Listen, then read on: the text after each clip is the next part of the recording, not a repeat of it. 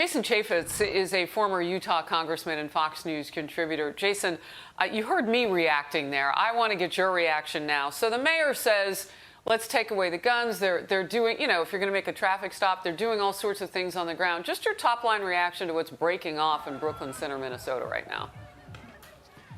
Well, I feel for the people that live there, and I feel for that family where their son lost their life. But because there was a tragic, whether it be an accident or something else, does not give you an excuse to accelerate or involve and be engaged in more violence. And so the men and women who are putting on the uniform, for whether they're the local police, the state police, the National Guard, who are going out and trying to protect the citizens and that city, deserve everybody should be supportive of this. These outside agitators, Antifa and the others that do this for a living and they want death and destruction to the United States of America, I got to tell you, when they put the line in the sand and they say, guess what, there is a curfew, you have got to hold that line. I thought the police, I watched it, I was engaged with Fox last night.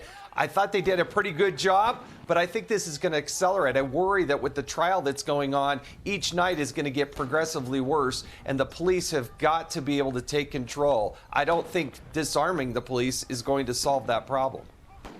Well, and what we learned last summer, you know, obviously social justice, they're pushing for this in the streets of Minnesota and other cities across and states across the United States.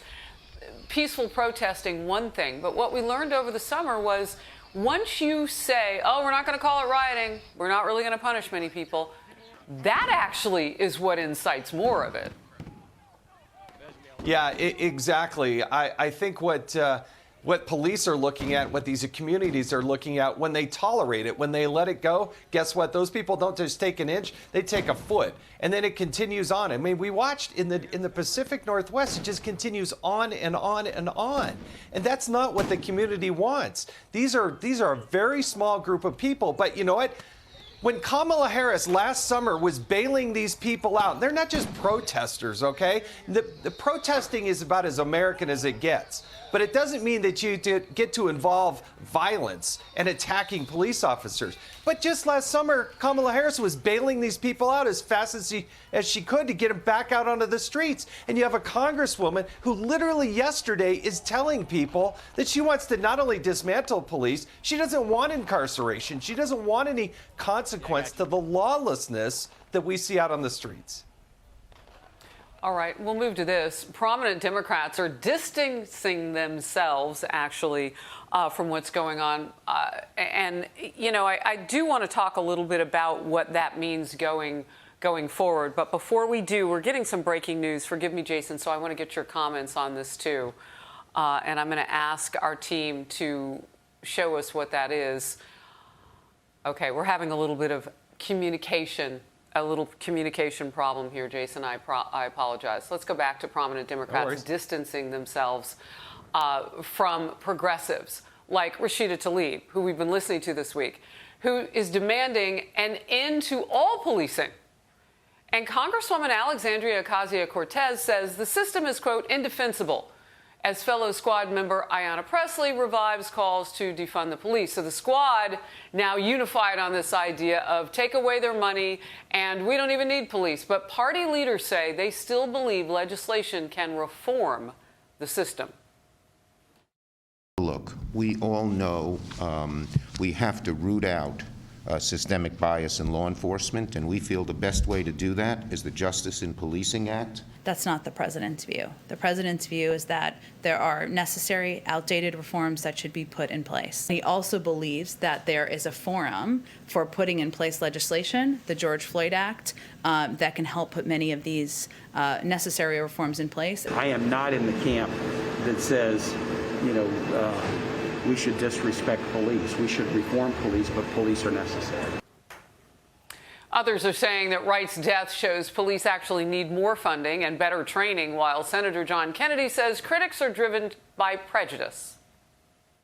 Many of our law enforcement agencies are majority minority. And if you decide, just like you want to judge someone solely by the color of the skin, if you want to make a pejorative judgment about a cop, right. I'll put it this way: if you hate cops just because they're cops, you don't know anything about them, then next time you get in trouble, call a crackhead. Whew, strong words from Senator Kennedy. Jason.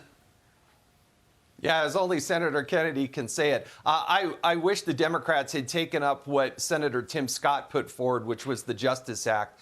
But there's so many inconsistencies from the left. You know, it's interesting. Kamala Harris is now saying she's going to go down and visit in Guatemala. And I think what she's going to find is a lot of people want to flee Guatemala because there is no rule of law. But what the squad and those on the radical left are advocating is lawlessness. They don't want justice. They don't want police officers. They don't want ICE officers. They don't want a border down on the south. They don't want any. They're going so far as to saying they don't want any incarceration. That is not the United States of America. That is not what the majority of people want. And the police, the men and women out there, and their families who have got to watch this on television tonight need to know that America loves them and cares for them. And they're doing an incredibly difficult job. And I hope that America understands that. And I hope those agitators, they need to be arrested, they need to be prosecuted, and they don't need to be bailed out by Kamala Harris as soon as they go to jail. Wow. Well, I'd like to know where the squad, the SOCOM, where are they talking about that there are no incarcerations in the world? Where are there no law enforcement or actions by people in authority to make things safer? And by the way, in those countries, they're trying to get here. Okay, here's the breaking news that has come together now. President Biden just moments ago made remarks at Al Sharpton's National Action Network's annual convention. And the president once again invoked Jim Crow and an apparent reference to Georgia's new voting law. We wanted to be able to show it to you, so here it is. Parts of our country are backsliding into the days of Jim Crow, passing laws that harken back to the era of poll taxes, when black people were made to guess how many jelly beans in a jar, or count the number of bubbles in a bar of soap before they could cast their ballot. Jason, comparing that to the election laws in Georgia, your reaction? I think the president's comments right there, I'm just hearing them for the first time, are absolutely disgusting. If you actually disagree with something in that Georgia law, point it out. But what they do is they go back and they just try to divide people. They try to call them racist. And it's all an effort, I believe, to pass national legislation that they've been trying to do for years and take over these elections because the Democrats believe it will give them more power. But if you go and look at that Georgia law line by line, show me, tell me, argue something. Don't start dividing America and calling us all racist because we actually want to authenticate the vote and make sure that legal, lawful people actually get to vote. And when you have to give an ID to get on an airplane, you should have to give an ID in order to identify yourself to cast a vote in Georgia and the rest of the country. Yeah, I wonder how many states he's going to take on, because what the MLB All-Star Game taught us when they pulled it out of Georgia and they took it to Colorado, there are a lot of states with voter ID laws, and there's a lot of support for that among the American people in recent polling. Interesting. Jason Chaffetz, great to get your first-person response right on the spot with the breaking news. Thank you. Thanks for your patience.